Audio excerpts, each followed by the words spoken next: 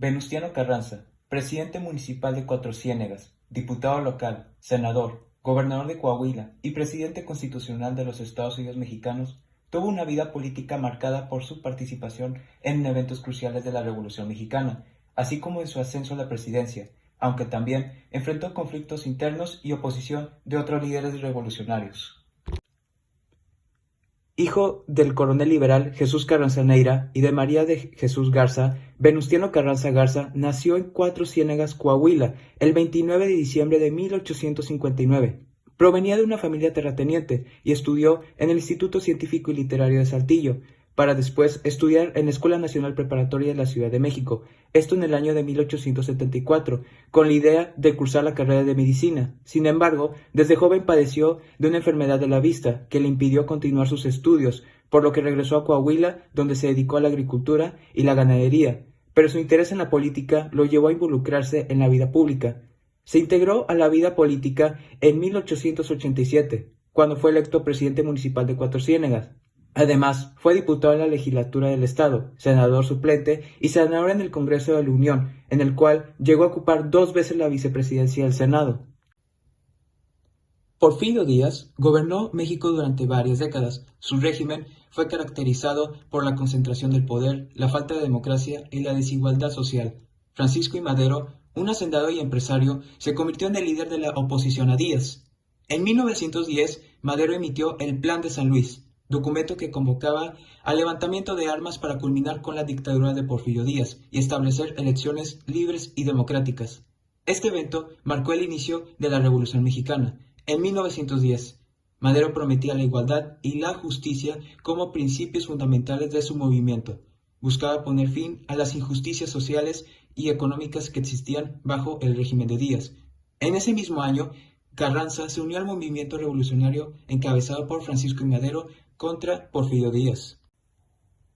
Después del derrocamiento de Díaz en 1911, el 29 de mayo del mismo año, Carranza fue designado gobernador de Coahuila otra vez, pero como provisional. Durante este periodo, Carranza trató de restaurar el orden constitucional y la paz, pero se resistió a desarmar y licenciar a las tropas rebeldes. Esto trajo como consecuencia los desacuerdos políticos y militares entre Carranza y Madero. Durante su presidencia, Madero enfrentó desafíos inmediatos, incluida la oposición de antiguos aliados revolucionarios, como Emiliano Zapata, que proclamó el Plan de Ayala en 1911, en el que expresaba las demandas agrarias y sociales que no fueron satisfechas por Madero. Este plan aumentó la resistencia interna en contra del presidente.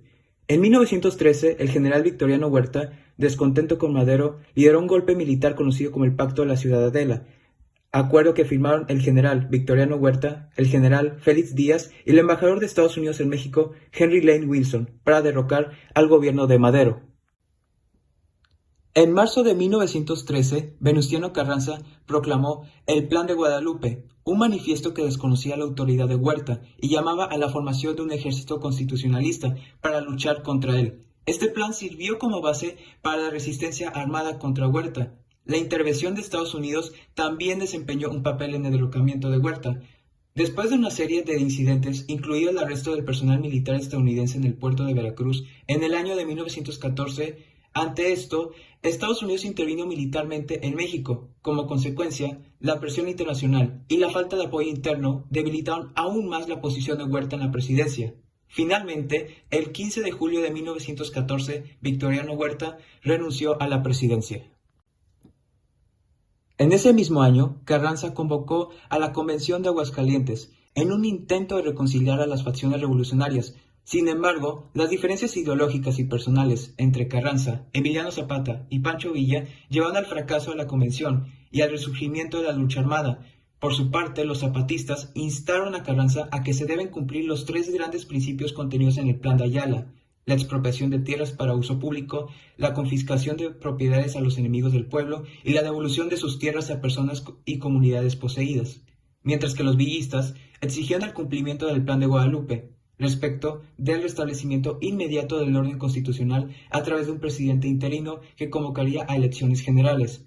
Eulalio Gutiérrez asumió la presidencia de México de manera interina. Carranza, que desconoce la convención, es apoyado por el general Álvaro Obregón, el general Francisco Cos, entre otros. dirigiéndose a Veracruz, donde establecería su gobierno. Por su parte, Villa y Zapata avanzaron hacia la capital de la República y firmaron el Pacto de Xochimilco, que reconoció el Plan de Ayala. En enero de 1915, Carranza promulgó diversas normas y medidas para legitimizarse. La Ley Agraria del 6 de enero de 1915, la legalización del divorcio, la sujeción de la producción petrolera al control estatal, el establecimiento de un poder judicial independiente, además del decreto de una jornada máxima de 8 horas y un salario mínimo. En este mismo año, México experimentó un periodo de intensos conflictos y cambios políticos. Para ese entonces, la Revolución Mexicana estaba lejos de alcanzar la estabilidad política y social, ya que diferentes líderes y grupos competían por el poder. En este año hubo una serie de enfrentamientos militares durante este periodo, con Carranza enfrentándose a las fuerzas de Villa y Zapata. El general Álvaro Obregón logró derrotar a Villa en el campo de batalla del Bajío, por lo que la causa constitucionalista resultó triunfante con las armas y los carrancistas comandados por Pablo González recuperaron la capital de la República en agosto de 1915. Era de fundamental importancia para Estados Unidos decidir a favor de Carranza, el único que garantizaba la creación de un gobierno capaz de dirigir una revuelta campesina en el marco de un régimen capitalista liberal. Esto lo consiguió rechazando toda injerencia internacional para resolver el conflicto interno entre las facciones revolucionarias. En enero de 1916, Carranza trasladó su gobierno a Querétaro, donde ubicó la capital. El 15 de agosto del mismo año, Carranza dictó un decreto que estipulaba que los extranjeros adquirían la propiedad de tierras baldías o nacionales, tierras mineras, aguas de jurisdicción federal o permisos para la expropiación o explotación de recursos naturales, como productos forestales, petróleo, pesquerías, etc. Se consideraban mexicanos, renunciaban a sus derechos como extranjeros y al derecho de acudir a sus respectivos gobiernos en busca de protección o quejas. Además, este acuerdo estipulaba que las empresas extranjeras no podrían obtener derechos sobre ninguno de los bienes objeto de este circular, hasta que sean nacionalizados y sujetos a la ley mexicana, lo cual hace la afirmación anterior. De esta manera enfrentó el intervencionismo norteamericano y avanzó parte del contenido del artículo 27 de la futura Constitución. En el mismo 1916, Carranza convocó a un Congreso Constituyente en la ciudad de Querétaro, con el fin de decidir 2 meses después sobre la reforma de la Constitución y discutir el proyecto artículo por artículo, que el propio Carranza enviaría a dicho Congreso. Un proyecto de reformas a la Constitución de 1857, en el que se rectificaron y ampliaron muchas de las ya comprendidas o esbozadas el año anterior. La Constitución de 1917, promulgada el 5 de febrero de 1917, abordó las demandas de la Revolución en relación con la tierra, estableciendo los principios fundamentales sobre los cuales se basa la República Mexicana. Estos principios incluyen la división de poderes, la soberanía popular, el federalismo y la protección de los derechos individuales y sociales. Se establecieron disposiciones que buscaban una distribución más equitativa de la tierra, limitando el tamaño de las propiedades y permitiendo la expropiación de tierras para fines de utilidad pública. La Constitución reafirmó el carácter laico del Estado mexicano, separando las instituciones religiosas del gobierno. También estableció principios sobre la educación laica, gratuita y obligatoria. Un día después de su promulgación, Carranza convocó elecciones generales para el segundo domingo de marzo siguiente. Las elecciones se desarrollaron en todo el país, a excepción de Morelos, en manos de zapatistas. Nominado por el Partido Liberal Constitucionalista y sin oposición, ganó las elecciones presidenciales para el periodo de 1917 a 1920, con más de 797,000 votos a favor, y asumió el cargo el 1 de mayo. Los otros candidatos fueron los generales Pablo González, con 11,615 votos, y Álvaro Obregón, que obtuvo solo 4,008 votos. A pesar de sus esfuerzos por la estabilidad, Carranza enfrentó desafíos significativos de líderes revolucionarios, como Emiliano Zapata y Francisco Villa. Los desacuerdos sobre la implementación de las reformas agrarias y otros temas llevaron a conflictos armados entre las fuerzas de Carranza, Zapata y Villa. Su presidencia también estuvo marcada por desafíos económicos y sociales. La posguerra y las tensiones internas afectaron la estabilidad económica y contribuyeron a la agitación social.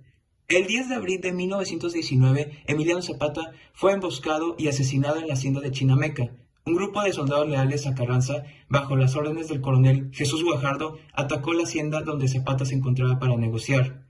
En este mismo año, Carranza enfrentaría una de las decisiones más difíciles hasta ese entonces, la sucesión presidencial. En su intento por colocar un candidato civil, Ignacio Bonillas, único civil, prácticamente no hizo campaña al ser poco conocido. El general Álvaro Obregón, quien inicialmente había apoyado a Carranza, se volvió en su contra debido a desacuerdos políticos y militares, además de haber sido derrotado en las elecciones de 1917 y que de a finales de octubre a enero de 1920 realizó una exitosa gira por varias ciudades en contra de la imposición de Bonillas. El intento de imposición generó un conflicto con los sonorenses, quienes, alegando la intromisión del Ejecutivo Federal en los asuntos de Sonora, estado gobernado por Adolfo de la Huerta, se levantaron en armas el 23 de abril de 1920, llevando como bandera el Plan de Agua Prieta. Aquel pronunciamiento se dio desde Agua Prieta, Sonora, y fue emitido en apoyo a Álvaro Obregón por los generales Plutarco Elías Calles y Adolfo de la Huerta. Carranza lanzó un manifiesto a la nación el 5 de mayo en el que lamentaba la lucha política prematura y la existencia de dos candidatos militares.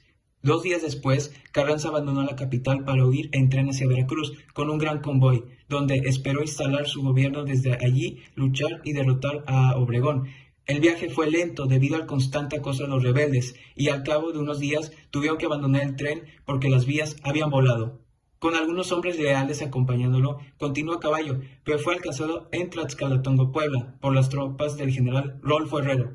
Fue asesinado a la madrugada del 21 de mayo de 1920, quien hasta el 30 de noviembre siguiente debió terminar el periodo presidencial para el que fue electo. Gracias por ver este video. Si llegaste hasta esta parte, te lo agradezco mucho. En pantalla te dejo el video anterior, así como un video recomendado, y en medio el botón para suscribirte al canal.